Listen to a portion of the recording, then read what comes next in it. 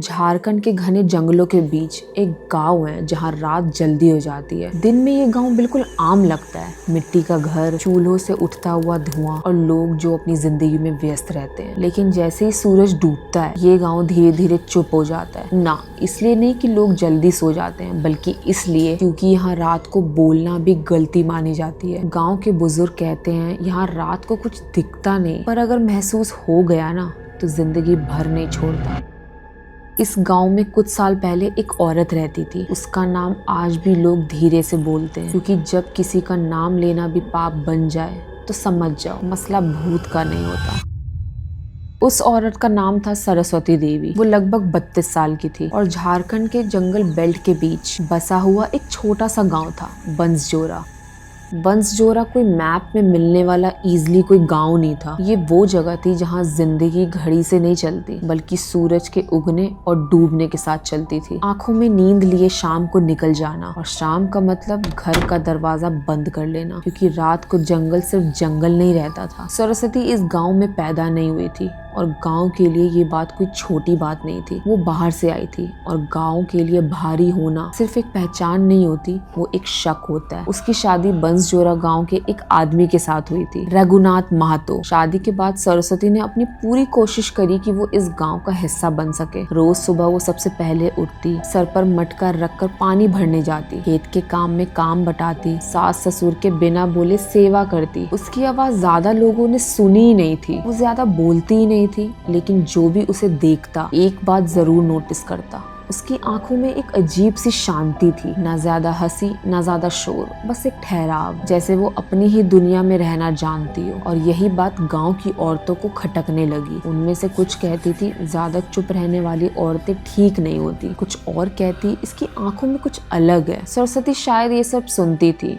शायद नहीं, लेकिन कभी उसने जवाब नहीं दिया, ना कोई सफाई दी। उसने सोचा होगा वक्त के साथ सब ठीक हो जाएगा, लेकिन बंसजोरिया जैसे गाँव में वक्त लोगों को माफ नहीं करता। सरस्वती उस वक्त बस एक ही चीज चाह रही थी कि सब कुछ नॉर्मल हो जाए। उसे लगता था शायद गांव का नया माहौल है, शायद लोग धीरे धीरे एक्सेप्ट कर लेंगे। रघुनाथ भी अपनी पूरी कोशिश कर रहा था घर चलाने की। जिंदगी रूखी सही पर चल रही थी। और फिर एक दिन सब कुछ खत्म हो गया। रघुनाथ की मौत अचानक से हो गई। ना कोई लंबी बीमारी, ना कोई वार्निंग, ना कोई ऐसा दिन जो गाँव को पहले से ही खतरा लगाओ। बस एक शाम रघुनाथ वापस काम से लौट कर आया। उसने खाना खाया, पानी पिया और थकान की वजह से लेट गया। और उस रात के बाद रघुनाथ कभी उठा ही नहीं। सुबह जब सरस्वती ने उसको उठाने की कोशिश की तो उसका शरीर पूरा ठंडा पड़ चुका था।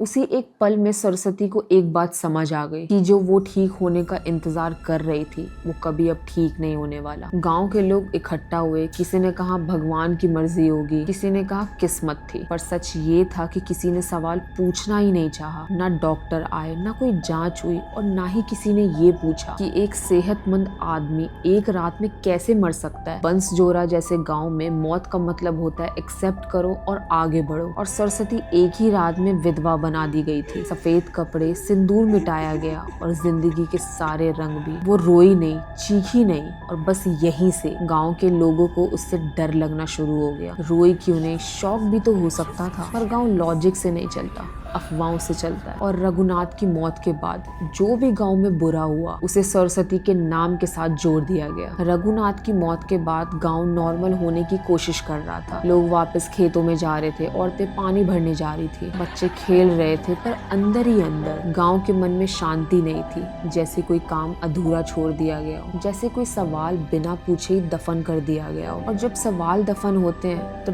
डर उनकी जगह ले लेता है। कुछ ही दिनों के अंदर गाँव के एक बच्चे को तेज बुखार आ गया। उसकी माँ रात भर बैठी रही, नीम के पत्ते, देसी नुस्खे, पर बुखार उतर ही नहीं रहा था। और 2 दिन बाद एक और घर से आवाज आई। एक बुढ़ी औरत को चक्कर आने लगे और वो बिना वजह गिर गई। फिर एक गाय ने दूध देना बंद कर दिया और दूसरे लोगों की फसल सूखने लगी। और ये सारी चीजें अलग अलग होती तो नॉर्मल लगती, पर जब गाँव में सारी चीजें एक साथ होती हैं तो लोग वजह नहीं ढूंढते, लोग चेहरे ढूंढते हैं। और उस वक्त गाँव के पास एक ही चेहरा था जो सबसे अलग दिख रहा था, सरस्वती देवी, वो औरत जो पहले से अलग कर दी गई थी, जो विधवा थी, जो बाहर से आई थी, जो ज्यादा नहीं बोलती थी, जो अपनी पति की मौत पर गांव के हिसाब से ठीक तरह नहीं रोई थी। गांव की औरतें अब उसके पास से गुजरते वक्त बात करना बंद कर चुके थे। बच्चों को पहले से ही मना कर दिया गया था कि उसके घर के आसपास नहीं घूमना। और अब लोग धीरे धीरे ये भी कहने लगे, जब से वो औरत अकेली हुई है तब से गांव में गड़बड़ हो रही है। ये सारी बातें सिर्फ एक दिन में नहीं बोली गई, ये बात धीरे धीरे चूल्हों के पास, पानी भरते वक्त, रात के खाने के बाद फुसफुसा कर कही जाने लगी। एक रात गांव के एक लड़के ने कहा, मैंने उसे जंगल की तरफ जाते देखा था। उस लड़के ने बोला, शाम ढलने के बाद। सच क्या था कोई नहीं जानता। हो सकता है सरस्वती बस जल्दी घर लौट रही हो सकता है वो लकड़ी लेने गई हो।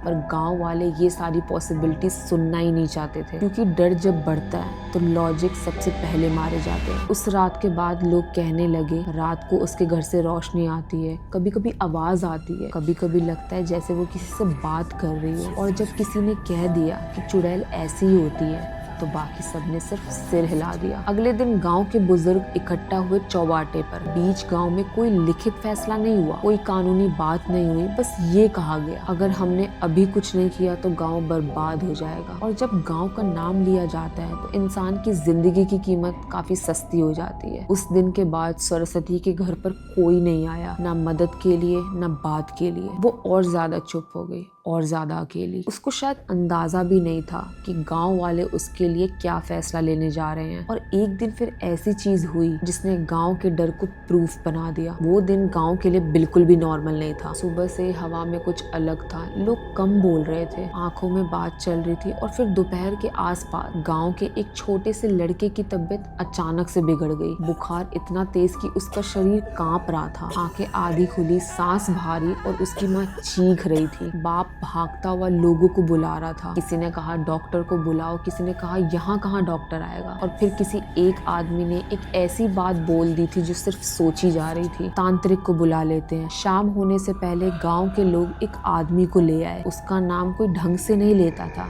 लोग बस उसे ओझा कहते थे। के बाल बिखरे हुए, आंखों में अजीब सी लाली, हाथ में नीम की डाली और गले में काले धागे। वो घर के अंदर आया, लड़के को देखा और उसके सिर के पास बैठा, कुछ मंत्र बोला और कुछ राग जमीन पर फूके। फिर अचानक उसने अपनी आंखें बंद कर दी और जोर से बोला, ये बीमारी नॉर्मल नहीं है। गांव में खामोशी छा गई। ओझा ने धीरे से कहा, गांव के पास एक बुरी शक्ति है। किसी ने पूछा कौन?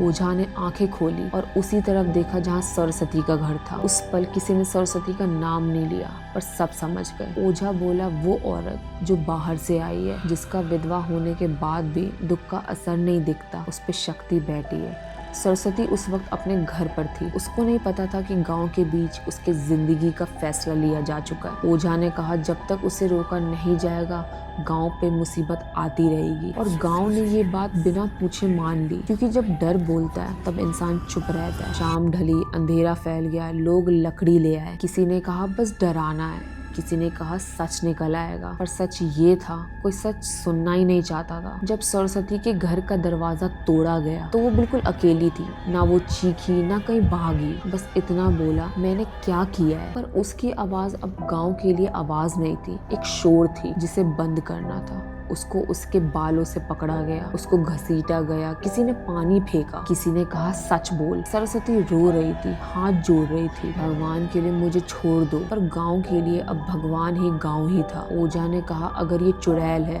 तो आग से नहीं जलेगी। और तब जो हुआ उसे कहानी कहना भी मुश्किल है। गांव के लोग खुद से भी ज्यादा एक दूसरे से डरते थे, और इसी डर ने एक औरत को जिंदा इंसान से सबूत बना दिया।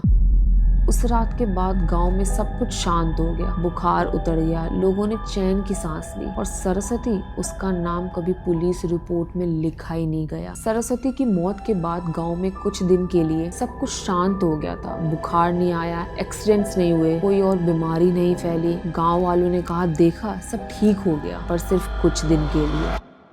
सबसे पहले जो बदला वो रात का माहौल था। लोगों ने नोटिस किया कि जब भी अंधेरा होता, सरस्वती के घर के पास से हवा गुजरती ही नहीं थी, पेड़ हिलते नहीं थे, पत्ते नहीं बोलते थे, जैसे जंगल सांस लेना भूल गया हो। फिर एक रात गांव के एक आदमी ने सुना कीचड़ से भरे रास्ते पर नंगे पांव चलने की आवाज। उसने सोचा शायद कोई जानवर होगा, पर आवाज घर के बिल्कुल बाहर रुक गई और फिर दरवाजे के बाहर किसी ने धीरे से कहा, मैं वापस आ गई हूँ। उस आदमी ने दरवाजा नहीं खोला। सुबह जब गांव उठा तो उसके घर के बाहर जमीन पे गीले पांव के निशान थे और वो निशान सरस्वती के घर की तरफ जा रहे थे। फिर और चीजें होने लगी। रात को औरतों को लगता जैसे कोई बाल खींच रहा हो, बच्चे नींद में चिल्लाने लगे, वो आ रही है। और सबसे अजीब बात, ओझा जो सबसे ज्यादा चिल्लाया था, वो एक रात अचानक से गांव छोड़कर चला गया। जाते वक्त सिर्फ इतना बोला कि उसको शांत करने का वक्त अब निकल गया है। आज भी गांव के पास से जो भी रात को गुजरता है, वो कहते हैं जंगल के बीच एक औरत खड़ी रहती है, सफेद कपड़े नहीं पहनती,